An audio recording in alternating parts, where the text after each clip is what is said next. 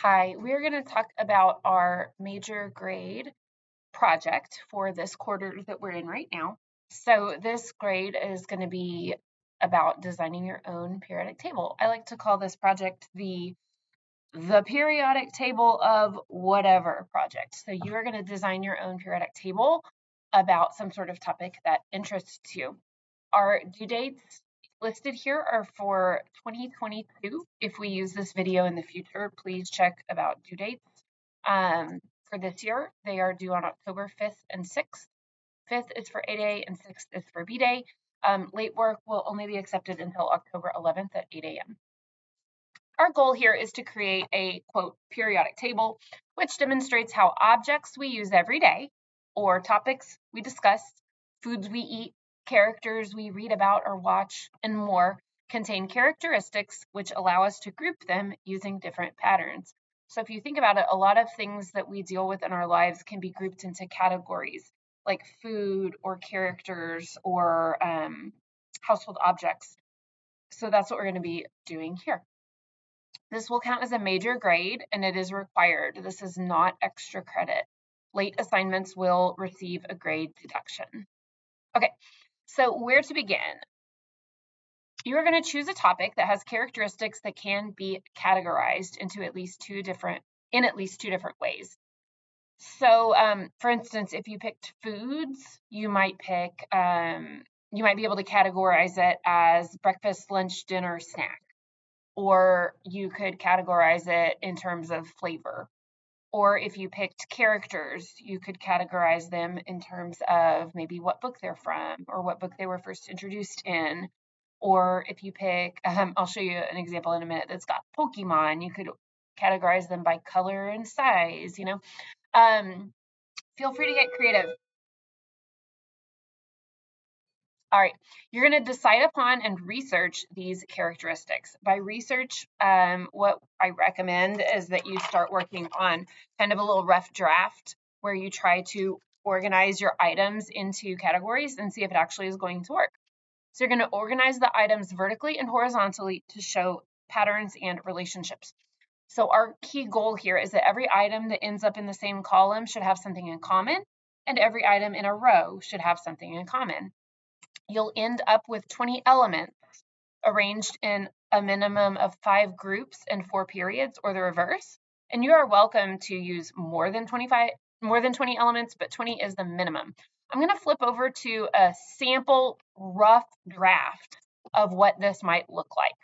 So this is the periodic table of James's Pokemon cards. So of all the Pokemon cards that my son has, he arranged them in terms of strength, from very weak up to very strong, and he organized some of them in terms of their type. So for instance, Caterpie is a very weak grass type, and then as you move across the row, there's still grass type, but they're getting stronger. On the bottom, we've got electric type. So we start out with weak electric type, and as you go across, it gets stronger. So we're looking at two categorizations here. We've got strength and we've got type, okay? So whatever topic you pick, you need to make sure that you can categorize it two ways that you could line up like this. So the next thing we'll mention is that you may leave up to 3 blank spaces. So for instance, when James was looking at his Pokemon cards, he could not find a very strong water type. So he left that blank. Does that mean that very strong water types don't exist? No, it just means that it wasn't in our set that we were looking at. So you are able to leave some blank, and we'll say that maybe it will be discovered in the future. Okay, and then you'll have a title and for each group and period, just like I had here. I gave them titles of weak, very weak, average, and then their types like fire, water type. Okay, each element on the periodic table must include a few key things. I did not finish that in this rough draft right here. So you will have more than that, but each element, each box will have a name, a symbol to go with that name, an atomic number. Now, this is key. You will arrange the elements and then you will number them like the atomic numbers on the periodic table. And blank spaces will also get numbered. And then you'll also put a picture in each box. So every single element on the periodic table needs to have all these things. If you're leaving it blank, the only thing it will get is the atomic number. Finally, your project will be submitted digitally. You can use Google Docs or Google Slides because that's easy to attach. You can use Canva or Adobe Spark or some other program if you wish, but it does need to be submitted on Classroom. So you need to convert it to a PDF. You need to know how to do that. We cannot accept links because sometimes the permission is messed up on those. And if you turn it in and we can't click through and see your project, we're not able to grade it and we can't count it on time. So we want to make sure that you attach it as a Google document, a Google file, or a PDF. And then finally, you will put a title on the top of your periodic table and include your name and class period.